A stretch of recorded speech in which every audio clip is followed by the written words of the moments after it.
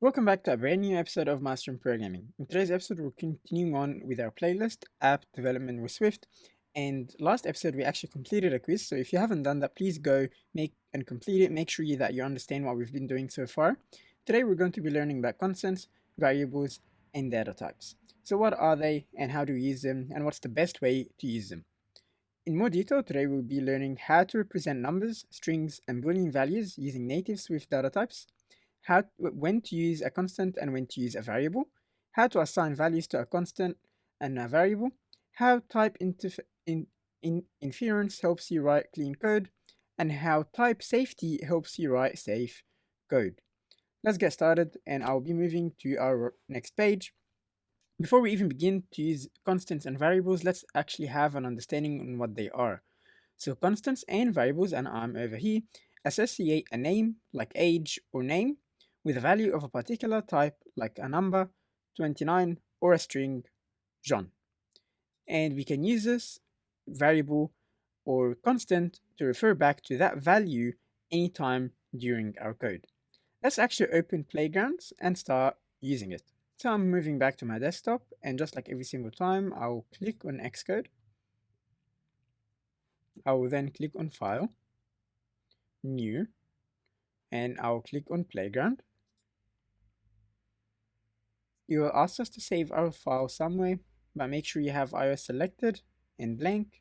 Click Next, and I will save it with the name of tutorial, and I will just save it on my desktop. You can save it anywhere, or you can use the previous files that we created. Let's make sure you click on Create, give it a second, and once your Playgrounds loads, we can go ahead and expand our page. Something else we can do is we can expand or increase the font so you can see this better. Let's make sure we have a bigger screen on the right side. And the first thing we're going to start by doing is actually remove everything inside of here except for the UI kit. Let's start by actually declaring constants. So I'm going to, these two lines like that means that you're going to be writing a comment, and comments cannot actually and will not compile in your file. So I can write anything, and if I run it, we are not going to have any errors. So I'll leave it, and instead of the gibberish that I'll say constants. So after that, I'll actually show you how to declare a constant. To declare a constant, all you need to do is simply type in the keyword let, and I'm going to declare a constant called name, and inside of that name I'll actually give it a value of John. So now we have created a constant using the let keyword. That constant is called name, and it's actually saving the value John. So this is how we define constants. Let's go ahead and actually define a variable. So let's write a comment, and we are going to say variable. And over here, in order to use or declare a variable, we need to use the keyword var, standing for variable. And over here, I will actually type the keyword age. And we are going to give it a value of 29. As you can see, whether we're using a variable or whether we're using a constant, we can save a string or an integer in it. We use the var keyword to declare a variable, and we named that variable age, and we gave it a value of 29. Now let's actually see the differences between a constant and a variable. Let's go ahead and print both of them. To print a constant, you simply type in print and then put the name of your constant. In my case, it's name.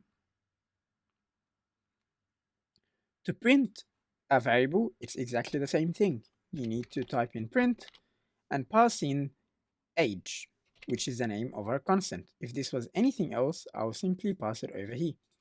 Let's go ahead and run this file and see what will happen.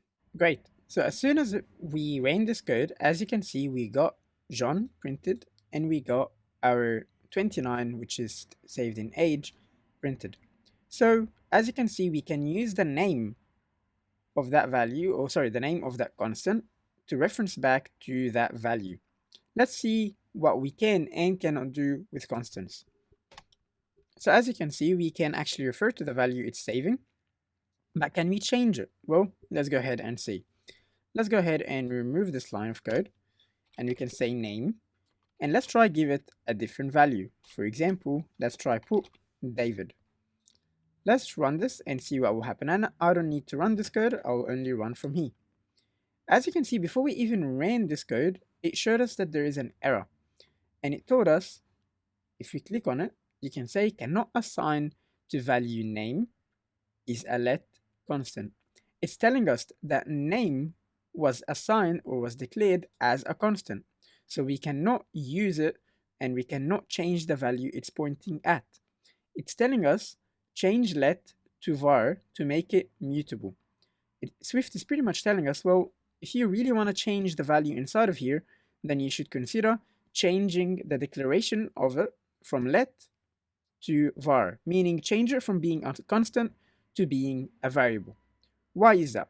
Well, let's remove this line of code and see what's so unique about var. Let's remove this and let's try change the value that age is holding. So let's simply type in age and then let's give it a value of 30.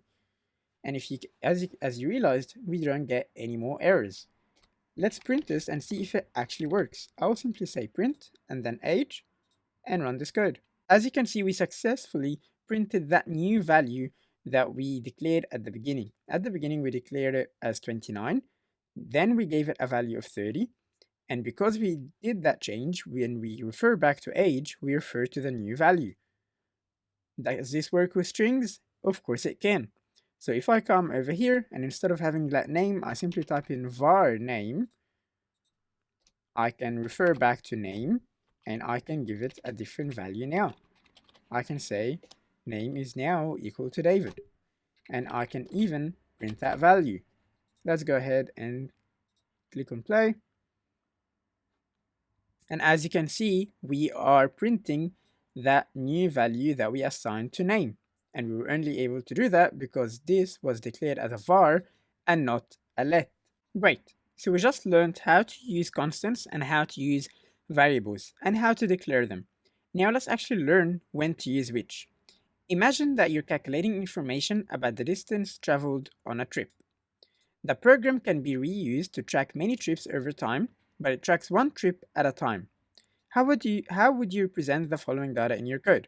So imagine you're creating Google Maps or Apple Maps, something like that. The starting location is a GPS coordinate of where you started your trip.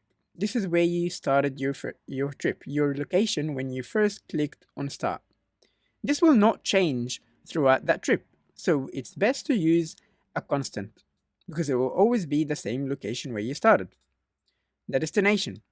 Throughout your trip, your destination will not change as well, so it's also a good idea to use a let or a constant.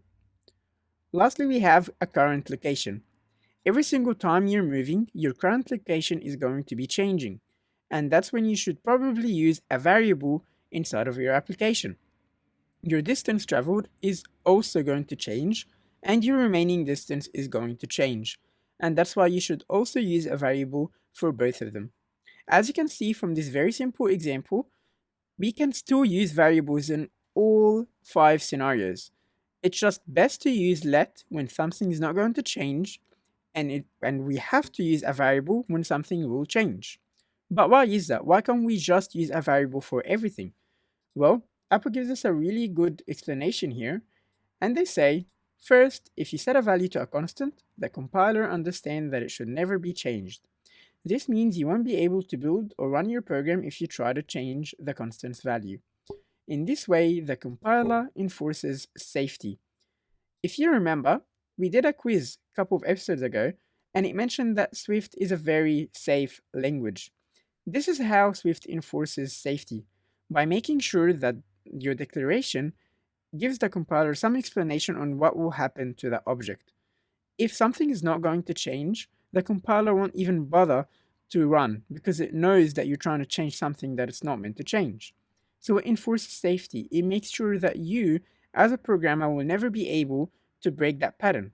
This was it for this episode. In the next episode, we're going to be learning about naming constants and variables, learning about comments, we're going to be learning about different data types, and we're also going to be learning about type safety And lastly, type inference.